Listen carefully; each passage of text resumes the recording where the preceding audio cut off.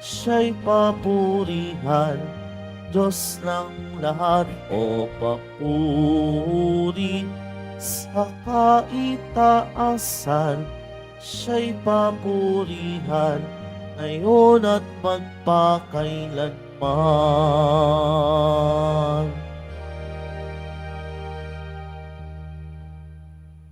Sa ngalan ng Ama at ng Anak at ng Espiritu Santo, Amen. sumainyo ang Panginoon. At sumayo rin.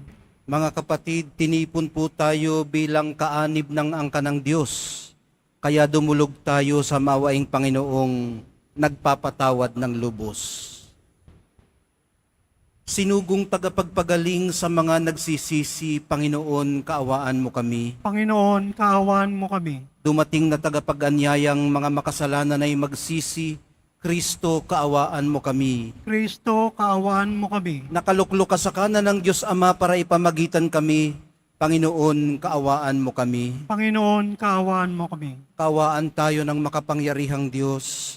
Patawarin sa ating mga kasalanan at patnubayan sa buhay na walang hanggan. Amen. Manalangin tayo.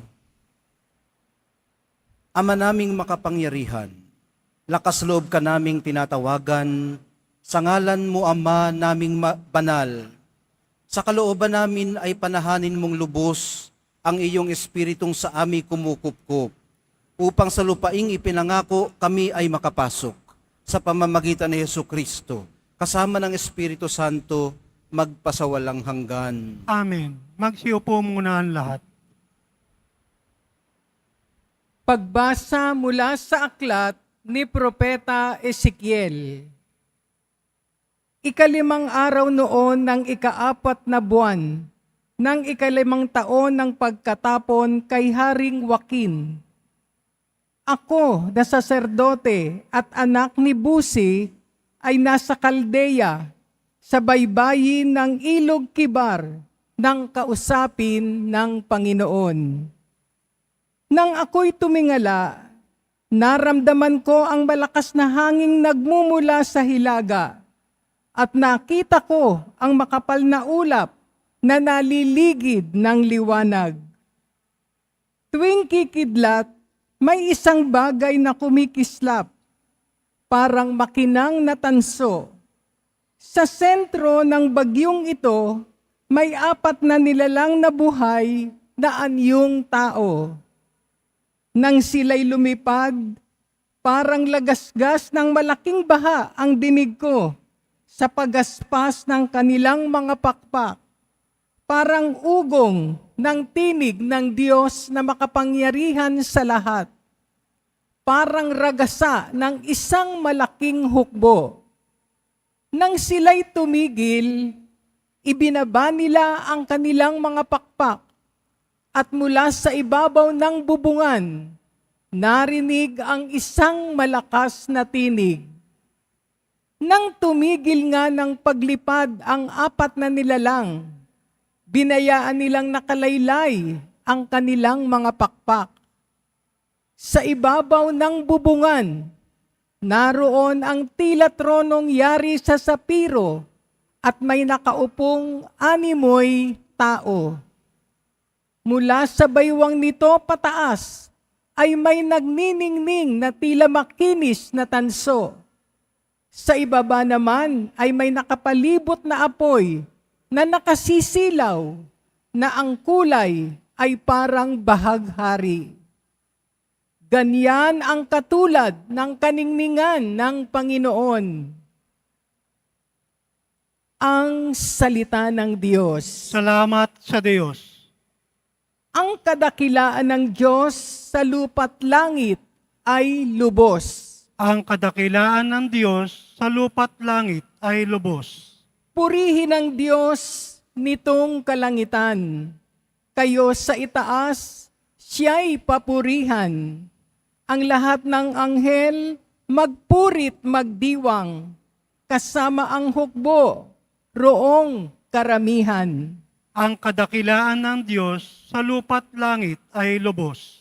Pupurihin siya ng lahat ng tao, hari at prinsipe, lahat ng pangulo, baba't lalaki, mga kabataan, matatandang taot, kaliit-liitan. Ang kadakilaan ng Diyos sa lupa't langit ay lubos. Sa ngalan ng Poon, lahat ay magpuri. Ang kanyang pangalay, pinakamaigi. Sa langit at lupay, walang kasimbuti. Ang kadakilaan ng Diyos sa lupa't langit ay lubos. Siyang nagpalakas sa sariling bansa, kaya pinupuri ng piniling madla. Ang bayang Israel, mahal niyang lubha. Ang kadakilaan ng Diyos sa lupa't langit ay lubos. Magsitayo na po ang lahat.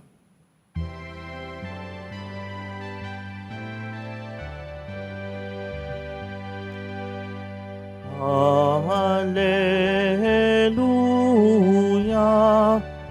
Hallelujah, Hallelujah,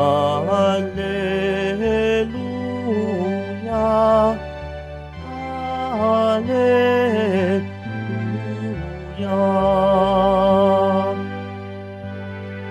Tayo'y tinawag ng Diyos upang magnining na lubos sa aral ni Kristo Jesus.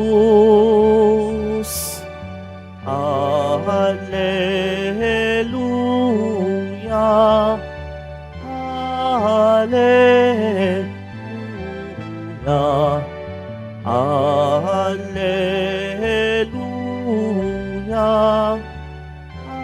Hallelujah.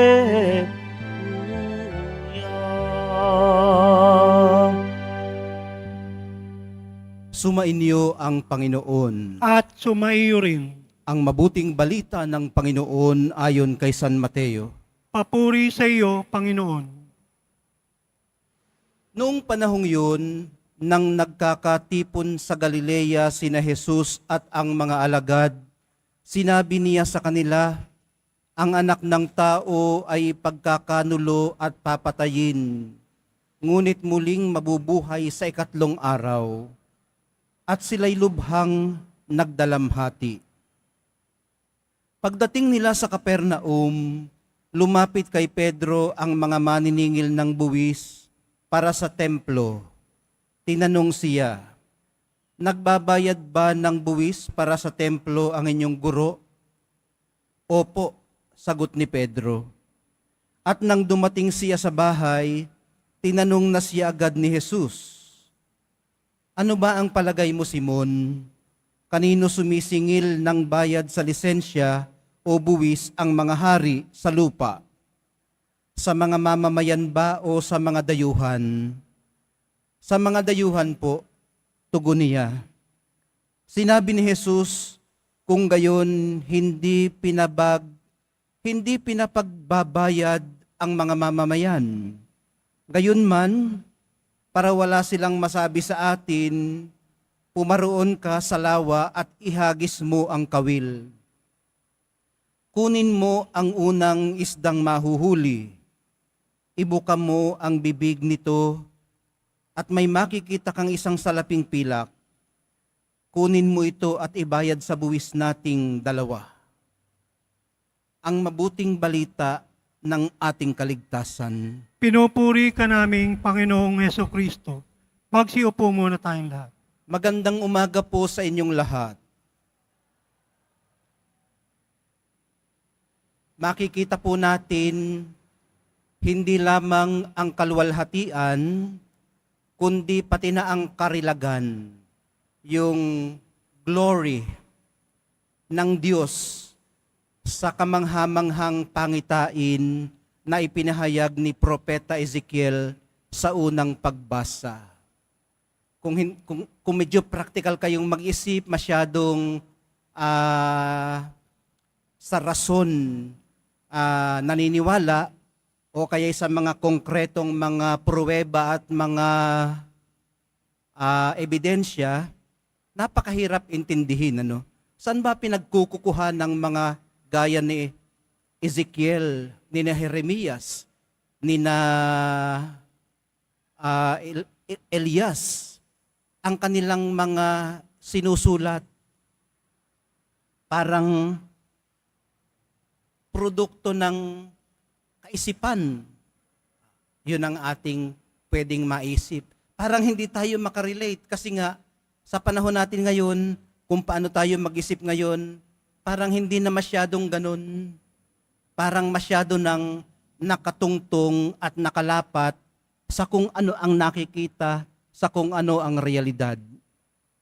Pero ito pong mga tao, na katulad ni Ezekiel, mga dakilang propeta, sila po yung masyadong in touch sa kanilang kaisipan, sa mga nangyayari sa kanilang kalooban at damdamin.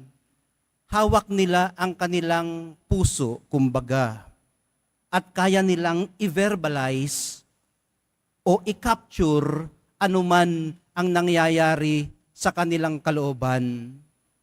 Mga kapatid, sina Ezekiel, itong mga propetang ating binabanggit, katulad nga ng sabi natin kahapon, they share the same humanity and nature as ours. Ibig sabihin, iisang kapwa naman tayo. Hindi naman itong mga ito, mga superhuman.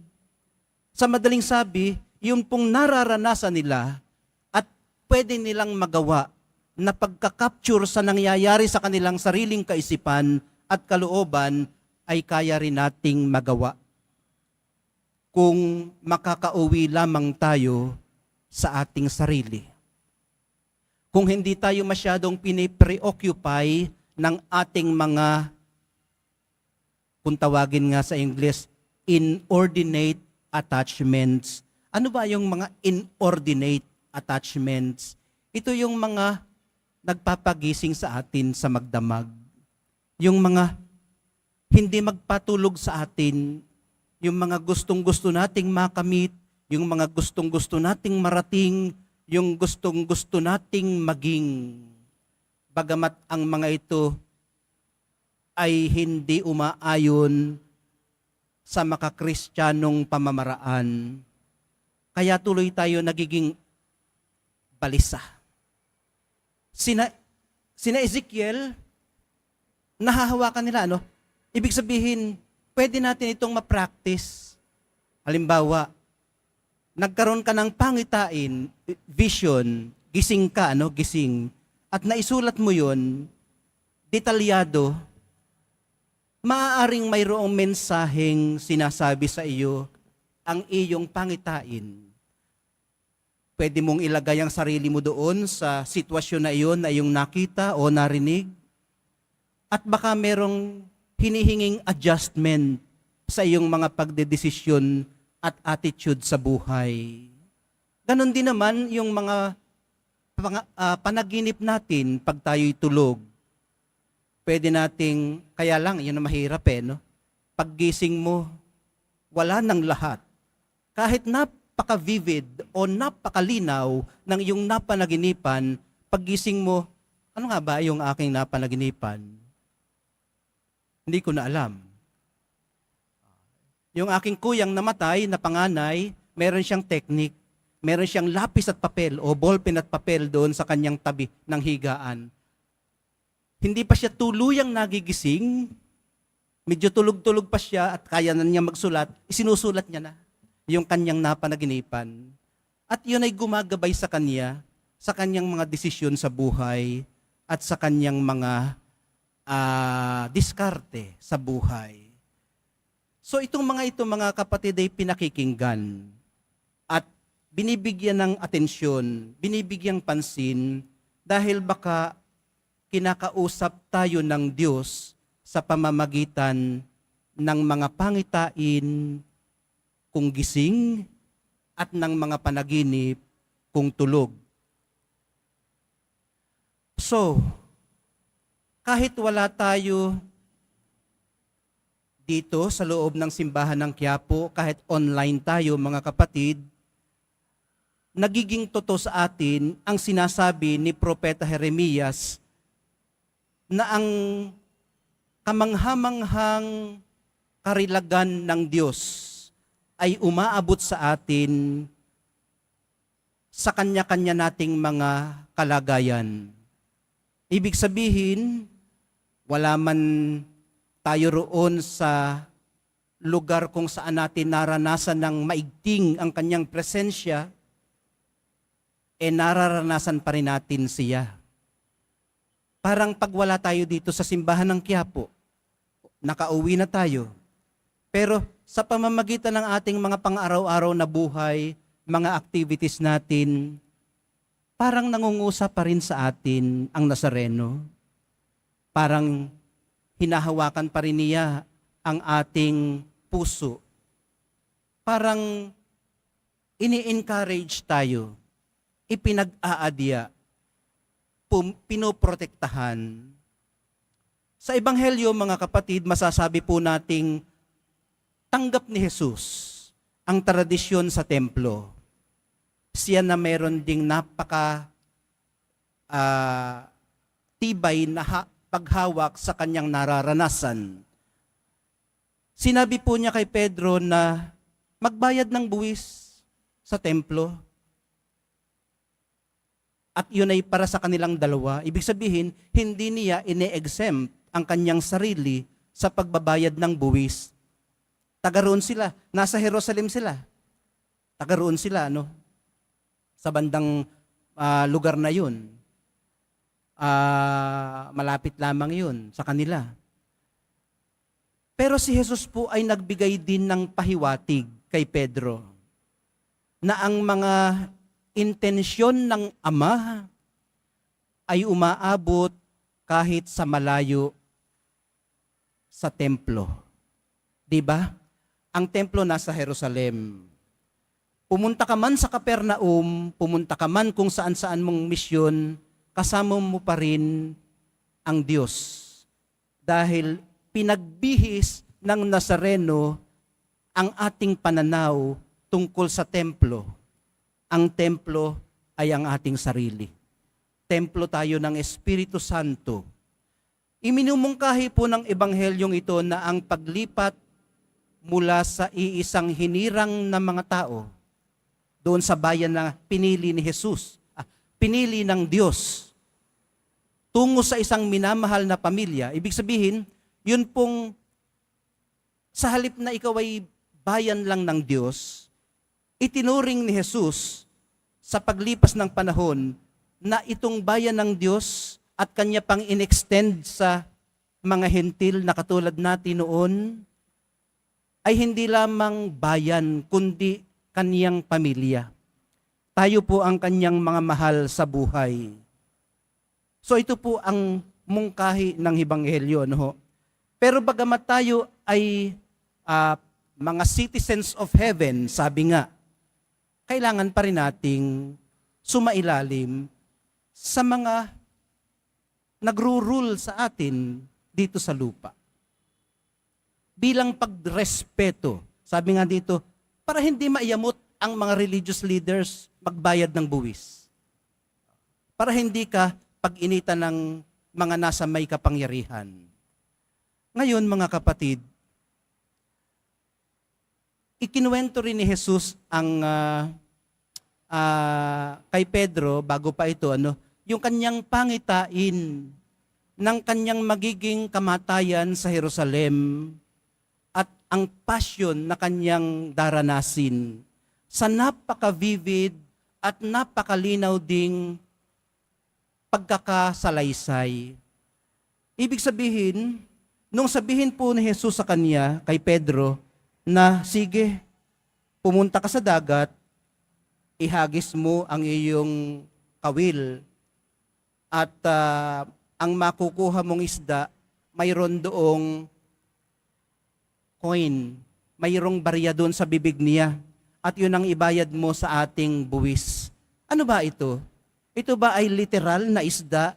Ito ba ay literal na panghuhuli ng isda na may silver coin sa bibig?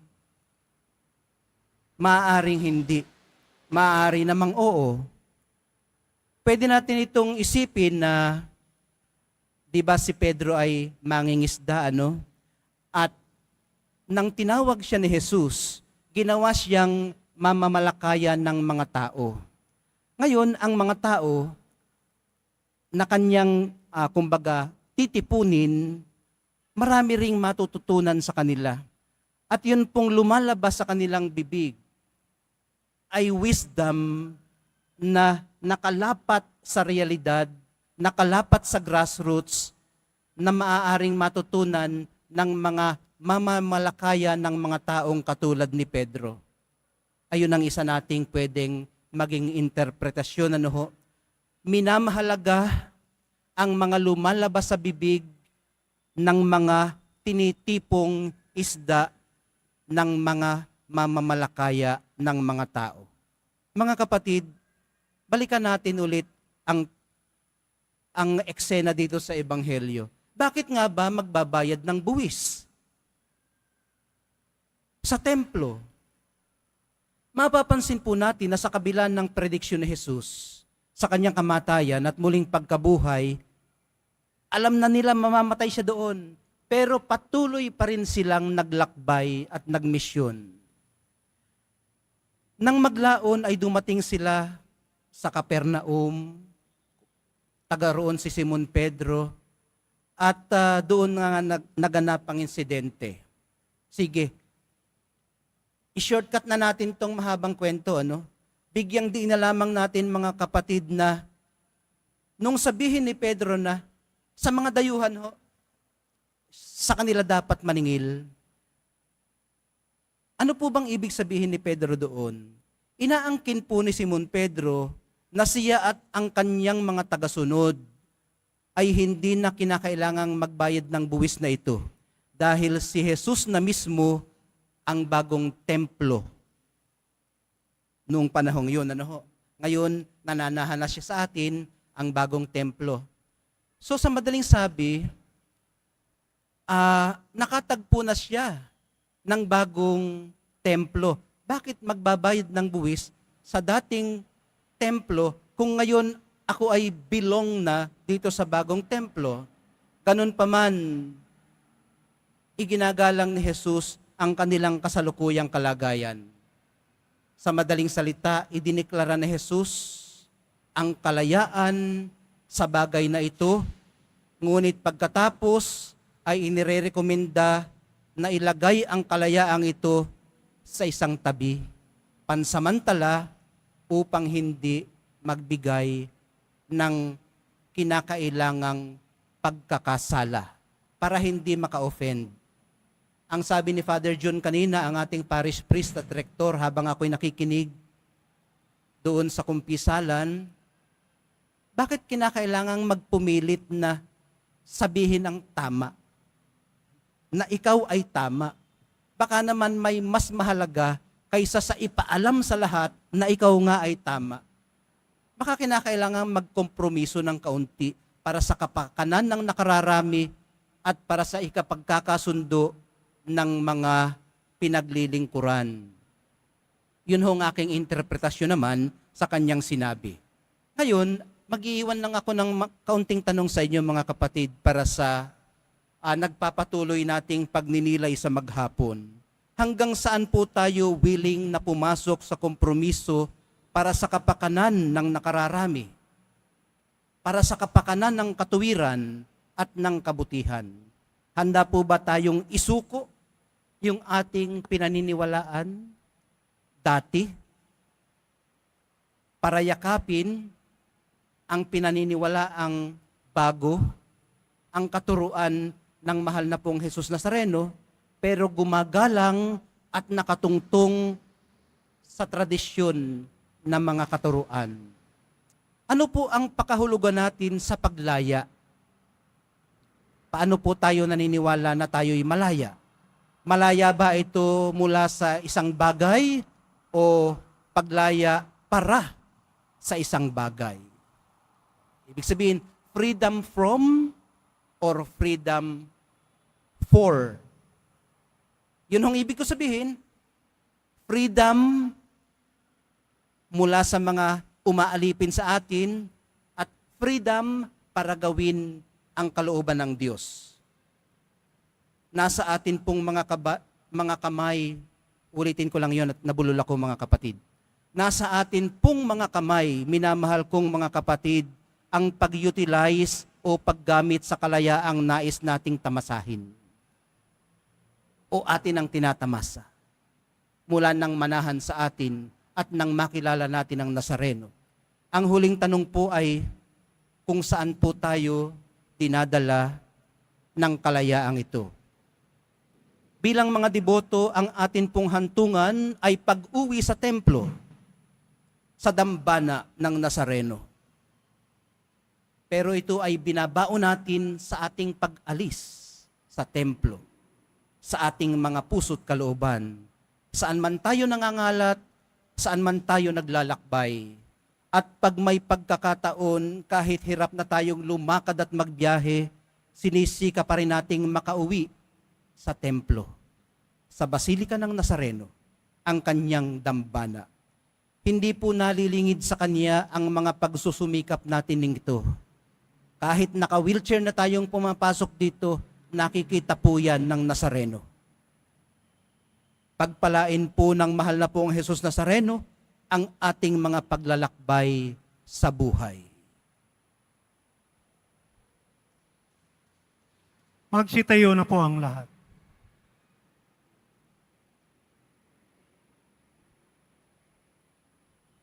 Minamahal kong mga kapatid, sa atin pong kahinaan at pangangailangan, dumulog tayo sa Diyos na ating dapat sundin at paglingkuran sapagkat siya ang pinagmumula ng lahat ng kapangyarihan sa sandaigdigan. Sa bawat pagdulog ang atin pong itutugon, Ama, mamuhay nawa kami sa espiritu ng iyong anak. Ama, mamuhay nawa kami sa espiritu ng iyong anak. Ang simbahan saan mang dako ng daigdig, naway walang takot na magpahayag ng pinahalagahang katarungan at kapayapaan. Manalangin tayo. Ama, mamuhay nawa kami sa espiritu ng iyong anak. Ang lahat ng tao naway makabahagi ng tama sa mga material at espiritual na bagay ng daigdig at mga organisasyong sibiko at estado, naway makatulong sa pagtatanggol sa mga mahihina at mga mahihirap. Manalangin tayo. Ama, mamuhay nawa kami sa espiritu ng iyong anak. Ang lahat ng mamamayan naway magkaroon ng malakas na kamulatan sa sibikong tungkulin at maging aktibo sila na makilahok tungo sa pangkalahatang kabutihan. Manalangin tayo. Ama, mamuhay nawa kami sa espiritu ng iyong anak. Tayo naway maging mga daan ng pag-ibig at kalinga ni Kristo para sa mga may sakit at mga nagdurusa. Manalangin tayo. Ama, mamuhay nawa kami sa espiritu ng iyong anak. Ang mga yumao naway magkaroon ng kasiyahan sa kaharian ng kapayapaan. Manalangin tayo. Ama, mamuhay nawa kami sa espiritu ng iyong anak. Ama naming maawain, buong kapakumbabaan po naming inihahain sa iyo ang aming mga panalangin.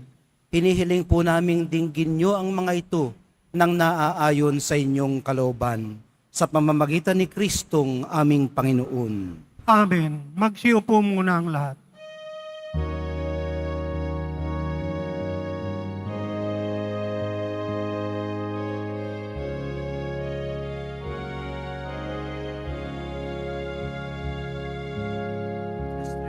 Aming alay sa'yo, Panginoon. Ang tinapay at alak na iyong kaloob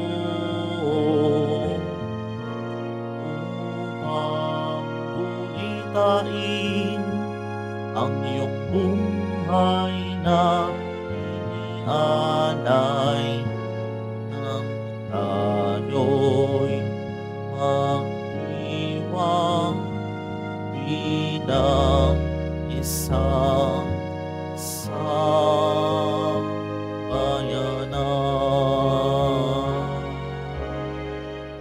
Magsitayo na po ang lahat. Manalangin po kayo mga kapatid upang itong ating paghahain ay kalugdan ng Diyos Amang makapangyarihan. Tanggapin nawa ng Panginoon itong paghahain sa iyong mga kamay, sa kapurihan niya at karangalan, sa ating kapakinabangan at sa buong sambayanan niyang banal. Ama naming lumikha, kalugdan mo ang mga alay ng iyong sambayanan. Ang ipinagmagandang loob mong ibigay sa amin upang maihain ay siya nawang gumanap ng iyong ginagawa upang kami ay tubusin sa pamamagitan ni Hesukristo kasama ng Espiritu Santo magpasawalang hanggan. Amen. Sumainyo ang Panginoon. At sumayo rin, Itaas sa Diyos ang inyong puso at diwa. itinaas na namin sa Panginoon. Pasalamatan natin ang Panginoong ating Diyos. Marapat na siya ay pasalamatan. Ama naming makapangyarihan, tunay ngang marapat na ikaw ay aming pasalamatan. Pinagbibigyan mong ito'y aming maihayag, kahit na ito'y walang anumang maidaragdag, sa kadakilaang sa iyo ay likas. Sa pagpupuri nami ang nakikinabang ay kami ring iyong pinakikiharapan sa pamamagitan ng iyong anak na minamahal. Kaya kaisa ng mga anghel na nagsisiawit ng papuri sa iyo, nang walang humpay sa kalangitan, kami nagbubunyi sa iyong kadakilaan. Santo, Santo, Santo, Panginoong Diyos ng mga hukbo, napupunuan langit at lupa ng kadakilaan mo, hosana sa kitaasan. Pinagpalaan na paririto sa ngalan ng Panginoon, hosana sa kitaasan. Magsiluhod po ang lahat. Ama naming banal, ikaw ang bukal ng tanang kabanalan. Kaya't sa pamamagitan ng iyong Espiritu, gawin mong banal ang mga kaloob na ito upang para sa amin maging katawan at dugo ng aming Panginoong Hesukristo. Bago niya pinagtiis ang kusang loob na maging handog, hinawakan niya ang tinapay, pinasalamatan kaniya, pinaghati-hati niya iyon, iniabot sa kanyang mga alagad at sinabi, "Tanggapin ninyong lahat ito at kanin, ito ang aking katawan na ihahandog para sa inyo."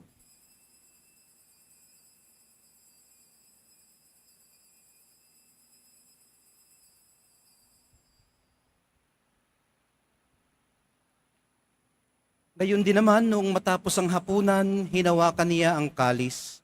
Muli kanyang pinasalamatan. Iniabot niya ang kalis sa kanyang mga alagad at sinabi, "Tanggapin ninyong lahat ito at inumin. Ito ang kalis ng aking dugo, ng bago at walang hanggang tipan, ang aking dugo na ibubuhos para sa inyo at para sa lahat, sa ikapagpapatawad ng mga kasalanan. Gawin ninyo ito sa pag-alaala sa akin."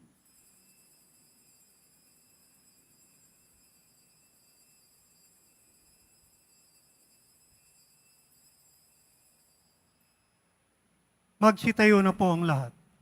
Ipagbunyi natin ang misteryo ng pananampalataya. Si Kristo'y namatay, si Kristo'y nabuhay, si Kristo'y babalik sa wakas ng panahon. Ama, ginagawa namin ngayon ang pag-alala sa pagkamatay at muling pagkabuhay ng iyong anak. Kaya tiniaalay namin sa iyong tinapay na nagbibigay buhay at ang kalis na nagkakaloob ng kaligtasan.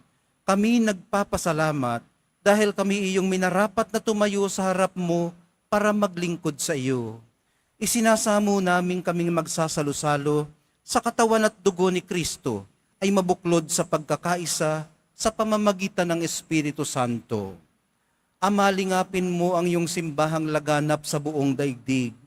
Puspusin mo kami sa pag-ibig, kaisa ni Francisco na aming Papa at ni Jose na aming Obispo at ng Tanang Kaparian. Alalahanin mo rin ang mga kapatid naming nahimlay nang may pag-asang sila'y muling mabubuhay, gayon din ang lahat ng mga pumanaw. Kaawaan mo sila at patuloyin sa iyong kaliwanagan. Kaawaan mo at pagindapatin kaming lahat na makasalo sa iyong buhay na walang wakas. kaisa ng mahal na Birheng Maria na ina ng Diyos, ng kabiyak ng puso niyang si San Jose, kaisa ng mga apostol ni San Juan Bautista, at ng lahat ng mga banal na namuhay dito sa daigdig ng kalugod-lugod sa iyo, maipagdiwang nawa namin ang pagpupuri sa ikararangal mo sa pamamagitan ng iyong anak na aming Panginoong Hesukristo. Sa pamamagitan ni Kristo, kasama niya at sa Kanya, ang lahat ng parangal at papuri ay sa iyo, Diyos Amang makapangyarihan, kasama ng Espiritu Santo, magpasawalang hanggan. Amen. Sa tagubili ng mga nakagagaling na utos at sa turo ni Jesus na Panginoon natin at Diyos, ipahayag po natin ng lakas loob. Ama namin, Sumasalangit ka, sambahin ang ngalan mo. Mapasa amin ang kaharian mo. Sundin ang loob mo dito sa lupa para nang sa langit. Bigyan mo kami ngayon ng aming kakanin sa araw-araw. At patawarin mo kami sa aming mga sala, para ng pagpapatawad namin sa nagkakasala sa amin. At huwag mo kami pahintulot sa tukso, at iadya mo kami sa lahat ng masama. Hinihiling po namin kami iadya sa lahat ng masama. Pagkalooban ng kapayapaan araw-araw, iligtas sa kasalanan at ilayo sa lahat ng kapahamakan, samantalang aming pinananabikan ang dakilang araw ng pagpapahayag ng tagapagligtas namin si Hesukristo. Sapagkat iyo ang kaharian, at ang kapangyarihan, at ang kapurihan, magpakailanman. Amen. Panginoong Hesukristo, sinabi mo sa iyong mga apostol, kapayapaan ang iniiwan ko sa inyo, ang aking kapayapaan ang ibinibigay ko sa inyo. Tunghayan mo ang aming pananampalataya, at wag ang aming pagkakasala. Pagkalooban mo kami ng kapayapaan at pagkakaisa, ayon sa iyong kalooban, kasama ng Espiritu Santo, magpasawalang hanggan. Amen. Ang kapayapaan ng Panginoon ay laging sumainyo. At sumayo rin. Magbigayan po kayo ng kapayapaan sa isa't isa. Kordero ng Diyos na nag-aalis ng mga kasalanan ng sanlibutan, maawa ka sa amin. Kordero ng Diyos na nag-aalis ng mga kasalanan ng sanlibutan, maawa ka sa amin. Kordero ng Diyos na nag-aalis ng mga kasalanan ng sanlibutan, ipagkaloob mo sa amin ang kapayapaan. Magsiluhod po ang lahat. Minamahal kong mga kapatid, narito si Hesukristo, ang tunay na templo ng Diyos. Siya po ang kordero na nag-aalis ng kasalanan ng sanlibutan, mapalad ang mga inaanyayahan sa kanyang piging. Panginoon, hindi ako karapat-dapat na magpatuloy sa iyo, ngunit sa isang salita mo lamang ay gagaling na ako.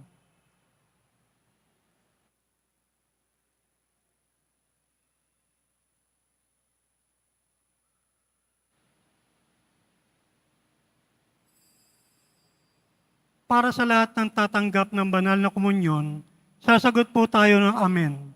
Pagkasabi ng pari o lay minister ng katawan ni Kristo, at isubo agad sa bibig bago umalis sa harapan ng pari o lay minister. Sumunod po tayo.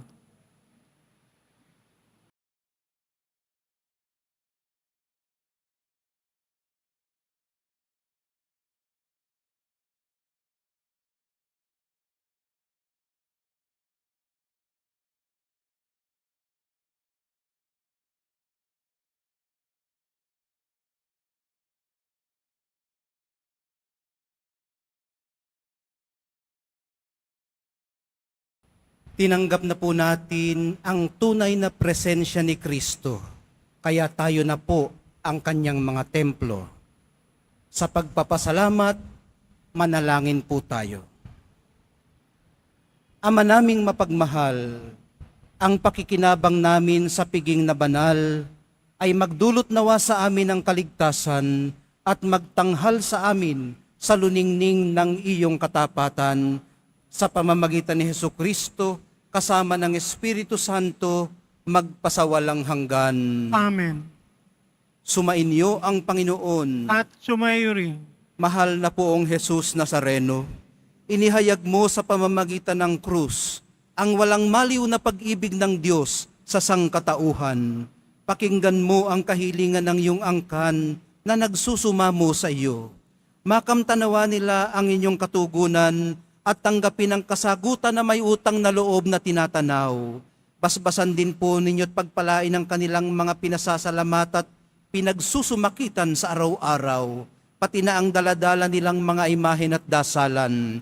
Matagpuan din po nawa nila ang kanilang mga hinahanap. Sa pamamagitan ng bendisyon na ito, naway maalala nilang mga pangako nila noon sa binyag na ikaw ang kanilang iibigin at paglilingkuran bilang Panginoon, magpasawalang hanggan. Amen. At pagpalain kayong lahat at ang inyong pamilya at mga komunidad ng makapangyarihan at mapagmahal na Diyos, Ama, Anak, at Espiritu Santo. Amen. Taglayin po ninyo sa inyong pag-alis ang kapayapaan at presensya ng ating minamahal na Nuestro Padre, Jesus Nazareno. Salamat sa Diyos.